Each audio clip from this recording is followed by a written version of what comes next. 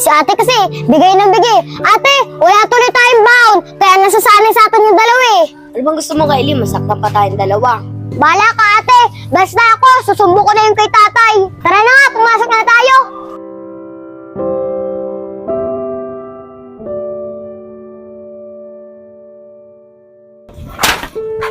Yan kasi, yan tuloy, gutom na gutom tayo ate.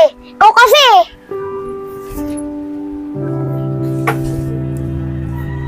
Rosalie, ano to sinasabi ng kapatid mo?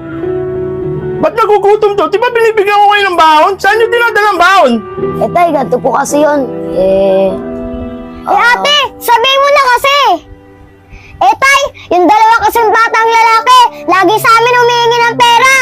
Kada papasok kami, inaabangan kami, kinukuha pa po yung baon namin.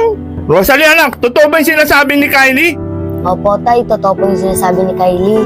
Matagal na ba sa inyo ginagawa yan, mga anak? Opo, Tay. O sige, akong bahala. Bukas na bukas, pupunta natin at pagsasabihan ko pag nakita nyo at turo nyo kaagad sa akin, ha? Opo. O sige na, magpalit na kayo ng damit at para makakain na tayo. Sige na. Sige po, tara na, Li.